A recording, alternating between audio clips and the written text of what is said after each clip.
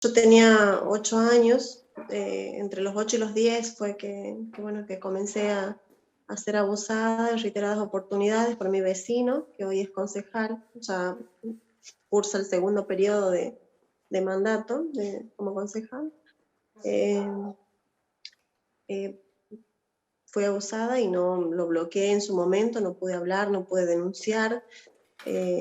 Hice una terapia muy prolongada de muchos años y en esa terapia, cuando mi hija tenía la edad en que yo empecé a ser abusada, pude exteriorizarlo y contarle a mi terapeuta, quien me ayudó a atravesar todo el proceso y bueno, porque uno empieza a revivir, cuando uno habla, cuenta, dice, revive todo ese dolor y toda esa angustia que la tiene bloqueada y disfrazada de muchas veces de otras cosas, ¿no?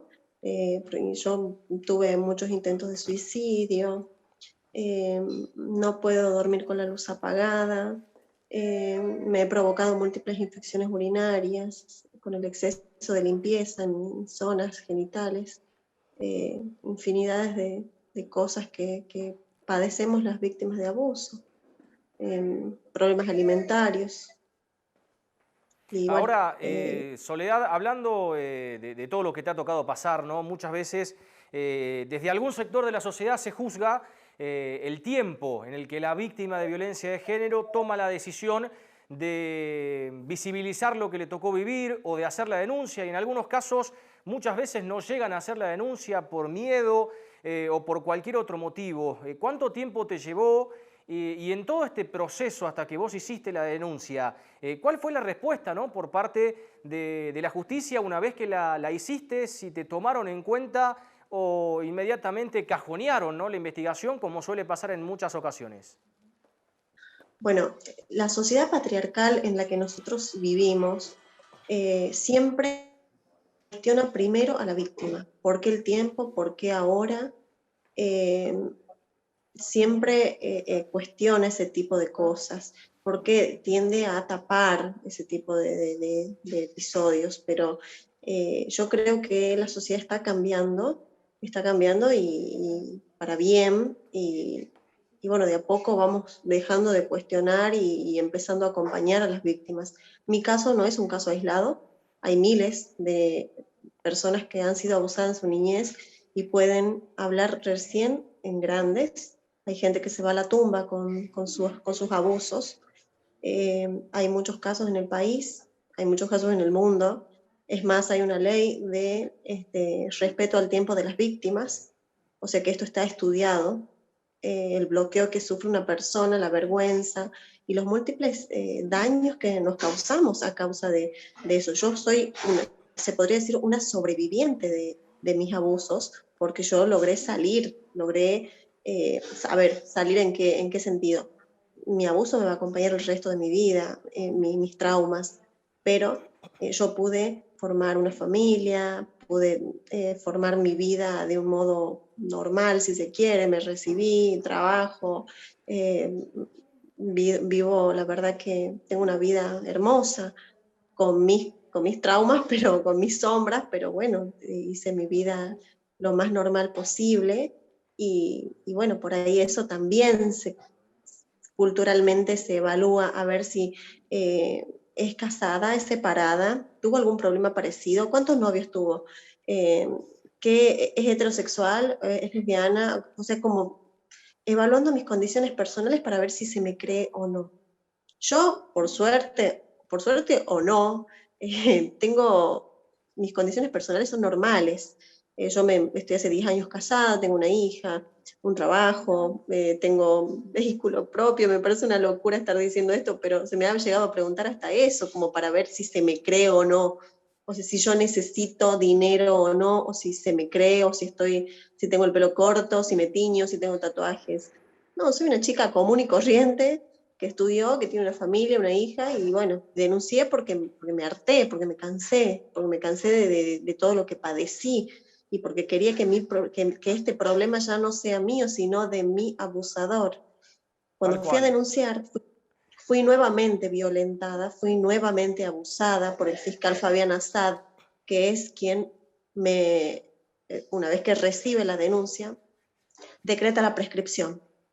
O sea, no tan solo fui abusada por mi abusador, sino también por el fiscal, institucionalmente abusada por un fiscal al que yo fui a iniciar mi denuncia, mi proceso, y él me dijo que ya había prescrito porque ya yo tenía hasta los 30 años y como tenía 32, ya había pasado.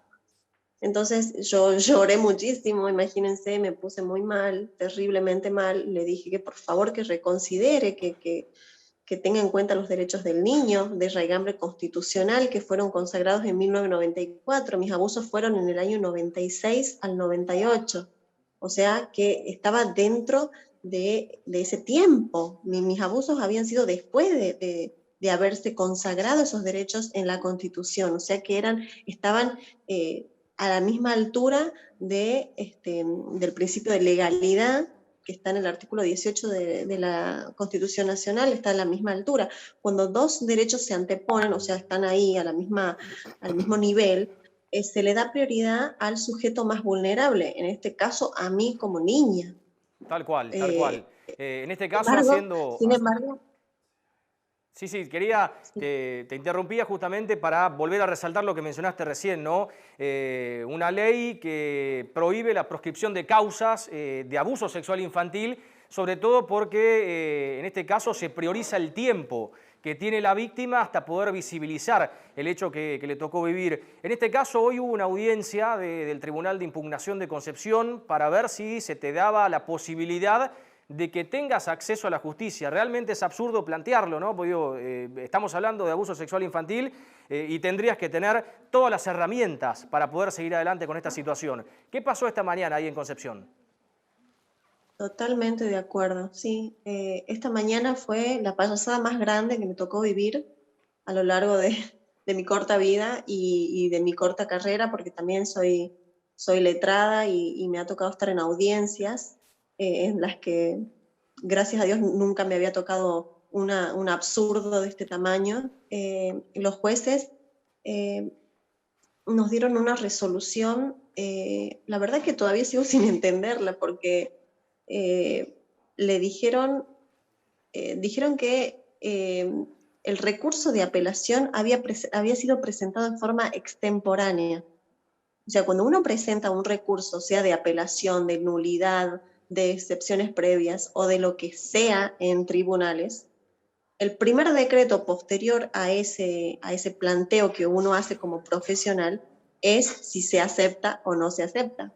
Entonces a nosotros nos tendrían que haber planteado en ese momento, presentado el recurso, nos tendrían que haber dicho, mire, lo presentaron en forma extemporánea, por lo tanto no le hacemos lugar, o no tiene derecho a la apelación, o algo parecido a lo que les estoy diciendo. Bueno, nunca dijeron eso. De hecho, fuimos a una audiencia hace 2 meses con ese mismo tribunal, y ellos dijeron que había que notificarlo al demandado. Lo notifican al demandado, vamos hoy a la audiencia y nos salen con semejante chiste. O sea, yo todavía no puedo creer que un tribunal con gente que estudió realmente me haya sometido a semejante vergüenza, diciéndome, ni siquiera me dijeron que hubiera preferido que me digan que prescribió, que dictaban la prescripción y bueno, yo apelaba y posterior iba a la corte, pero su respuesta fue que el recurso había sido presentado en forma extemporánea por mi querellante, por mi abogado querellante. La verdad que me descolocó, me quedé, todavía como que no entro en razón, Ahora, porque Soledad, sí. con esta situación que te tocó vivir esta mañana, ¿cuáles van a ser los pasos a seguir, ¿no? ¿Cómo va a continuar la causa, el proceso de investigación? Bueno, ya vamos a recurrir, obviamente, vamos a la corte con otro planteo y explicando y mostrándole a estos magistrados cuál es la acordada en donde dice cuáles son los plazos para presentar. Los plazos son de 5 días para presentar un recurso, de 5 días a partir de que uno retira la cédula. A mi abogado le llegó la cédula un día 29 de diciembre al mail, él retira el día 30, o sea que se empieza a contar el 30 de diciembre, ¿no? Estamos hablando. Entonces él empezó a contar los plazos a partir del 1 de febrero. Si contamos los plazos, nos da como resultado que el 7 de febrero vencería para presentar la apelación mi abogado presentó en tiempo y forma antes de esa fecha, y sin embargo nos dijeron que había sido de forma extemporánea, así que bueno, él va a recurrir, vamos a apelar, por supuesto, voy a pelear, no, muchas ganas, es como que uno se desanima y son sentimientos medio raros porque es como que, ¿para qué tanta exposición? ¿Para qué tanto pelear? ¿Tanto correr para llegar a ningún lado? Como dice la canción, ¿no? Pero bueno, me sacudí, me acomodé y me sequé las lágrimas y acá estoy.